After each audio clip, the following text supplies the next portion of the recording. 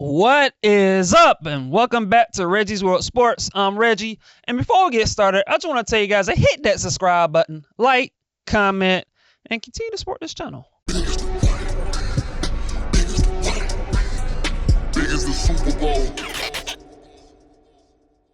Today, we're going to talk about something a little different. We're going to talk about some basketball.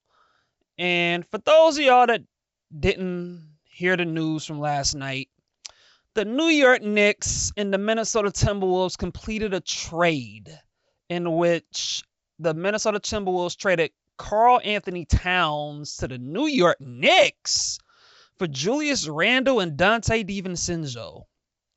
And my reaction to that trade is, for the Knicks, I think it's a great trade for the New York Knicks.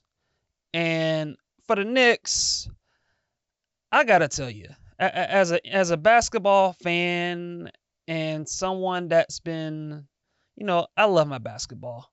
I watch the NBA often, all the time. I pay attention to, or at least I try to pay attention to all of the teams in the league. And look, I'm an Atlanta Hawks fan, and things haven't been great around here lately. But speaking from the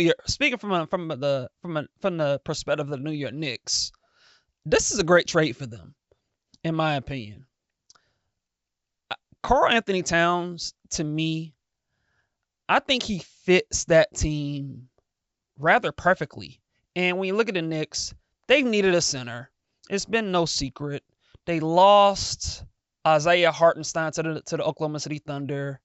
And Mitchell Robinson, he's been dealing with some injuries. He's going to miss a lot of time. So the Knicks are really limited at the center position.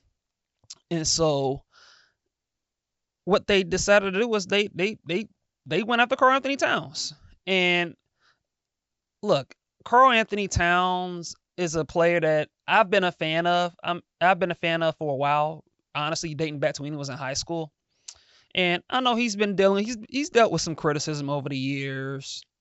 He's too soft. He's not the greatest defender. He's not mentally tough. Like he gets criticized for a lot of stuff. And some of it at times has been deserved. But there's no denying his talent in the league. Like Karl-Anthony Towns is one of the more skilled big men in the league. He can shoot, he can pass, like he has everything. And now he goes to the Knicks, and you pairing him with Jalen Brunson, and you look at the defensive versatility that the Knicks have with OG Anunoby and Mikal Bridges and Josh Hart. Like, I think is a match made in heaven for me, in my opinion. Offensively, you got a guy in Karl-Anthony Towns who's going to be able to stretch the floor. He's going to be able to shoot the three ball. You can give him the ball in the post. He can score against mismatches. And he's just an incredibly skilled big man. And on top of that, which is the reason why the Knicks did this trade, he has size. He's 7 feet. Now, defensively, look, he's not the greatest defender in the world. He's not really much of a rim protector, as much as you would want him to be that, considering his size. But he's a big body, and defensively I thought he got better in Minnesota playing next to Rudy Gobert, and so he's gotten a little better defensively over the last year or two or so. And you look at the Knicks, they have the defensive infrastructure with an OG Anunoby and a Mikal Bridges and a Josh Hart who can guard on the perimeter and guard 1 through 4. And OG Anunoby, you can put him on bigs sometimes. And so you have Mikal Bridges, who's, again, like he's been an all NBA caliber defender. And he's a guy, offensively, he's gotten better. Like his last 2 years in Brooklyn, he's averaged over 20 a game. And so you have a guy in Cat who he can play off of Jalen Brunson in that pick and roll. With Cat's ability to shoot the three ball, is going to allow Jalen Brunson to have more space where he can get to the paint and finish and get to his mid-range game that he likes. And same thing for Mikal Bridges. It'll give him more space to score and do his thing and score in the mid range and get to the basket. And so I really like this deal for the Knicks. I really do. I think Cat is a more seamless fit. And look, his postseason resume isn't the greatest. He's had some, the Dallas Mavericks series in particular. Cat was not good in that series. But if you look at how Cat played against Denver and Phoenix, he was great.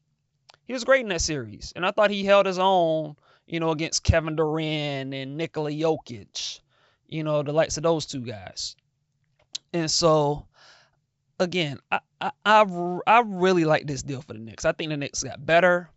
And for the Knicks,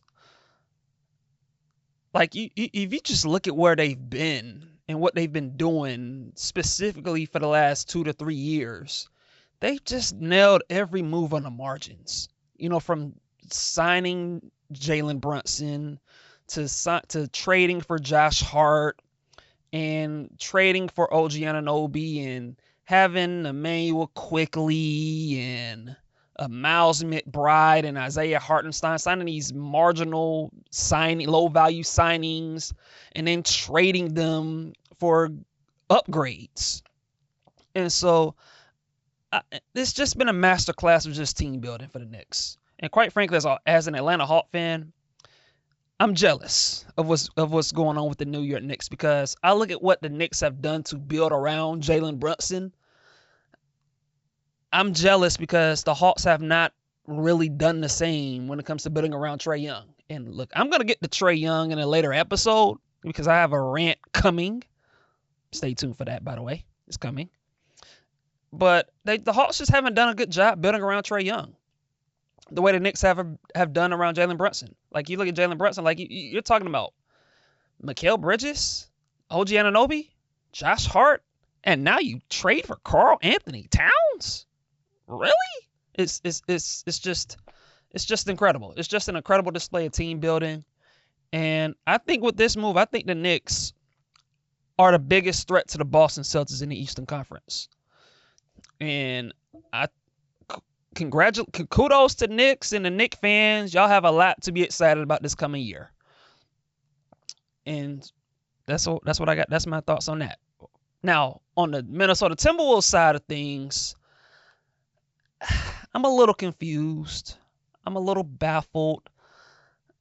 But look, I'll say this. In some ways, I understand what the Timberwolves are thinking, because if you look at this new CBA that's been coming up in the NBA, you look at the Timberwolves in their money situation. They have a lot. Karl-Anthony Towns is on an expensive contract, and so eventually it was going to come down to this at some point for Minnesota, in which they're probably was going to have to move on from Karl-Anthony Towns. I guess my thing is, why do it now? Like, you couldn't have waited a few months into the year or after the year to see where your team was at. Like, you couldn't, like, give a look and see where your team was heading first before making this move. That's kind of where my thing is with Minnesota. Is like, I get it that finances was always going to be a factor at some point, but I kind of feel like that they could have waited if they wanted to do a deal like this. But I guess in their eyes, the way you can look at it from Minnesota is like, okay, like, this deal that we have might have been the best deal that we probably could have gotten for Karl-Anthony Towns, Julius Randle, and Dante DiVincenzo. And there's a chance that, like, this trade wouldn't have been there later in the year. Now, we can disagree with that, but that's how they felt. And, like, who knows? Like, Karl-Anthony Towns, like, maybe his value would have been high, if Minnesota underperformed this coming year or Karl-Anthony Towns suffered an injury or whatever. He hasn't been, like, one thing about Karl-Anthony Towns, he hasn't been the most durable guy the last, 3-4 years or so. Like, he's missed games. And so I guess, in some ways, I guess you want to look at it from Minnesota standpoint. I guess you can look at it like that. But as far as who they got in return, Julius Randle and Dante DiVincenzo, I think Dante DiVincenzo, I think he'll fit well. I think he's a fine get for Minnesota. He can shoot. He has some size. He can play the 2 or the 3. I think he fits well next to Anthony Edwards as a floor spacer, as a solid athlete, competent defender. And so I think he's a solid get. But Julius Randle is the question mark. And that's where my concerns lie for Minnesota is Julius Randle. How does he fit next to Rudy Gobert? He's a guy that's a career 33% three-point shooter. The one thing Cat can do, and he can do it better than anyone, he can shoot threes for a big, which helped the Gobert Cat pairing. Julius Randle's not really a three-point shooter. Now, he's had his moments. He can get hot on occasion and hit threes, as we've seen in previous years. But he's basically he's a below average three-point shooter. And so you're getting a guy who's not much of a floor spacer. And now I just look at the team and I'm just wondering, how does he fit with Rudy Gobert? How does he fit with Anthony Edwards? Anthony Edwards is a guy that likes to have the ball in his hands. And his three-point shooting is kind of a little hit and miss, even though gradually it's gotten a little better. It's gotten better.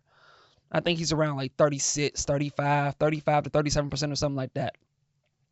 But it's still a question mark to me. And if you look at Julius Randle, he's a guy that likes to have the ball in his hands. He needs the ball. He likes to dribble and pound the ball and play bully ball and post you up.